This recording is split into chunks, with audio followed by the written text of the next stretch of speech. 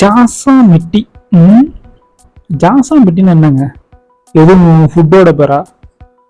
ஜாசா மிட்டின்னு எதுவும் கேமோட பேரா? இல்லை ஜாசா மிட்டிங்கிறது எதுவும் ஒரு தலைவர்களோட பேரா? அப்படின்னா என்ன?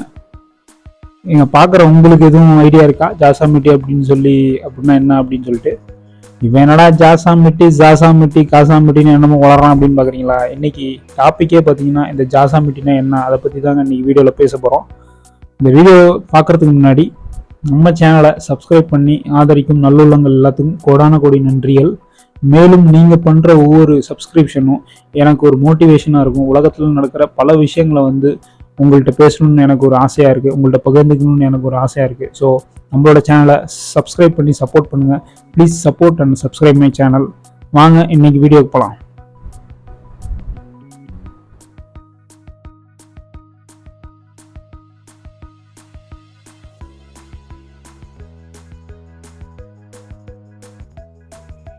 ஜாசா மிட்டி அப்படின்னு பார்த்தீங்கன்னா மரங்களால் நிரப்பவும் அப்படிங்கிறதாங்க தமிழில் மீனிங். 10 கோடி மரம் நடுறதுக்கு தேசிய விடுமுறை அளித்த நாடு எதுன்னு தெரியுமாங்க? இப்போ சமீபத்தில் முடிஞ்ச நவம்பர் 13 பார்த்தீங்கன்னா ஒரு நாட்டுக்கு தேசிய விடுமுறை அளிச்சிருக்காங்க. இது எதுக்காகன்னு பார்த்தீங்கன்னா மரம் நடுறதுக்காக தேசிய விடுமுறை அறிவிச்சிருக்காங்க. அது எந்த நாடுன்னு பார்த்தீங்கன்னா நம்ம கென்யா தாங்க. இந்த கென்யாவில் பார்த்தீங்கன்னா அடுத்த 10 ஆண்டுகளில் 1500 மரங்கள் உள்ளடக்கிய காடுகளை உருவாக்கணும் அப்படின்னு சொல்லி ஒரு விதையை தூவியிருக்காங்க கென்யாவில். இந்த இதுக்கான முதல் கட்டமாக பார்த்தீங்கன்னா நவம்பர் 13 விடுமுறை அறிவிச்சு அதாவது ஃபஸ்ட்டு ஸ்டேஜாக 10 கோடி மரத்தை நடணும் அப்படின்னு சொல்லி பிளான் பண்ணியிருக்காங்க. அது மட்டும் இல்லாமல் அந்த நாட்டில் ஒரு குடிமகனும் பார்த்தீங்கன்னா வெறும் 2 மரங்கள் அவங்க நடணும் அப்படின்னு சொல்லி கென்யா அரசு கேட்டிருக்குங்க. அப்போ தான் நம்ம இந்த அச்சீவ்மெண்ட் அடைவோம் அப்படின்னு சொல்லி கென்யா அரசு இந்த விஷயத்த முன்னெடுத்துருக்குங்க. இப்போ பார்த்தீங்கன்னா கென்யாவில் பருவநிலை மாற்ற காரணத்தினால நிறைய நிலத்தடி நீர்கள்லாம் பார்த்தீங்கன்னா கம்மியாயிடுச்சு. அங்கே பார்த்தீங்கன்னா நம்ம எல்லாத்துக்குமே தெரியும், அங்கெல்லாம் பார்த்தீங்கன்னா பயங்கர தண்ணி வறட்சி அதிகமாக இருக்குங்க கென்யாலலாம். இதுக்கான ஸ்டெப்பாக தான் இந்த விஷயத்த கென்யா பண்ணியிருக்காங்க. இப்போ அந்த கென்யாவில் உள்ள ஈஸ்ட் கென்யாவில் பார்த்தீங்கன்னா மகுவேனி அப்படிங்கிற ஒரு இடத்துல பார்த்தீங்கன்னா கென்யாவோட பிரசிடென்ட் வில்லியம் ரூடோ இவர் முதல் கட்டமாக அந்த இதை தொடங்கியிருக்காரு, இந்த செயலை அந்த ஈஸ்ட் கென்யாவில் உள்ள மகுவேனியில். இவர் தொடங்கினதுக்கப்புறம் பார்த்தீங்கன்னா அங்கங்கே கென்யாவில் உள்ள பல இடத்துல பார்த்தீங்கன்னா அங்கே இருக்கிற அமைச்சர்கள்லாம் பார்த்தீங்கன்னா இந்த இதை திறந்துருக்காங்க. கென்யாவில் மிகப்பெரிய நதியாக 2வது மிகப்பெரிய நதியான அதி அப்படின்னு சொல்கிற நதியில் பார்த்தீங்கன்னா அது பக்கத்தில் பார்த்தீங்கன்னா இராணுவ வீரர்கள் அங்கே இருக்கிற குடியிருப்பு வாசிகள்லாம் பார்த்தீங்கன்னா பயங்கரமான ஒரு செலிப்ரேஷனோட பார்த்தீங்கன்னா அங்கே இருக்கிற மரங்களை நட்டுருக்காங்க.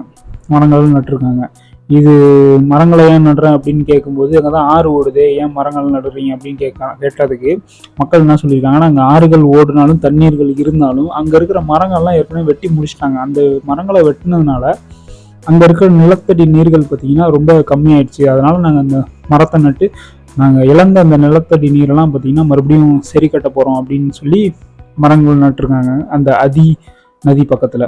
இந்த மாதிரி ஏகப்பட்ட இடத்துல பார்த்தீங்கன்னா கென்யா மக்கள் ரொம்ப ஆரவாரமாக அந்த தேசிய விடுமுறை அறிவிச்ச நாள் அன்னைக்கு நிறைய மரங்களை நட்டுருக்காங்க. இந்த மரம் நடும் முன்னெடுப்பு பார்த்தீங்கன்னா நான் சொன்ன அந்த ஜாசா மிட்டி அப்படிங்கிற பேரில் உள்ள ஒரு ஆப் மூலமாக கண்காணிக்கப்படுகிறதுங்க.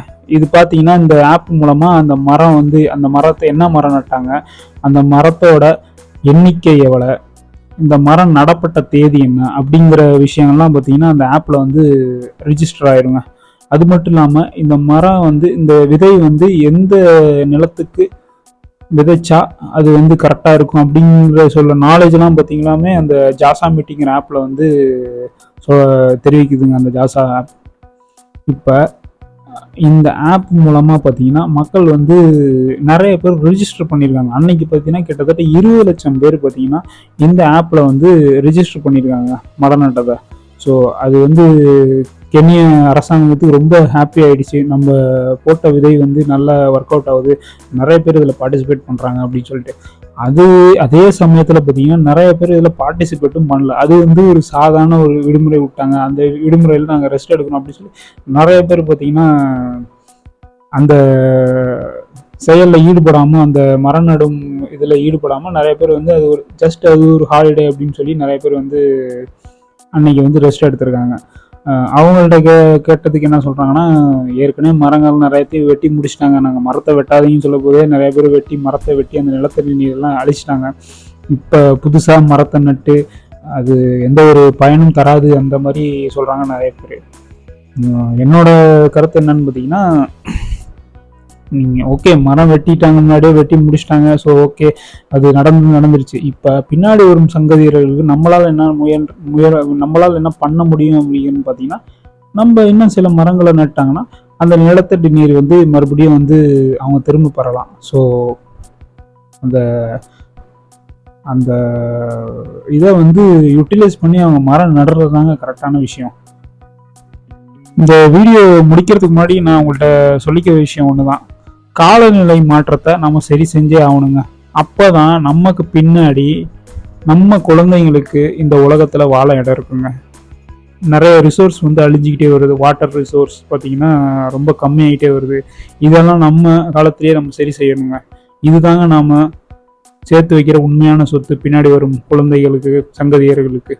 ஸோ முடிஞ்ச அளவுக்கு நம்ம இந்த ரிசோர்ஸ்லாம் காப்பாற்றுவோம்.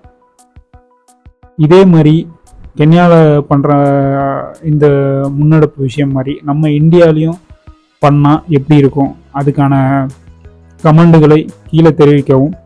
மேலும் நான் இந்த மாதிரி நிறைய வீடியோக்கள் போடுறதுக்கு உங்களோட சப்போர்ட் எனக்கு கண்டிப்பாக தேவைங்க. ஸோ என்னோட சேனலை சப்போர்ட் பண்ணி, சப்ஸ்கிரைப் பண்ணி, ஷேர் பண்ணி, லைக் பண்ணி, கமெண்ட் பண்ணி நம்ம சேனலை அடுத்த கட்டத்துக்கு நகர்த்துறது மக்களாகிய உங்களால் மட்டும்தான் முடியும். So please support and subscribe my channel. Thank you. நாளைக்கு வேற ஒரு வீடியோவை சந்திக்கும் வரை உங்கள்கிட்ட இருந்து விடைபெறுவது உங்கள் மோகன். நீங்கள் பார்த்து கொண்டிருப்பது உங்கள் MBC சேனல். தேங்க்யூ.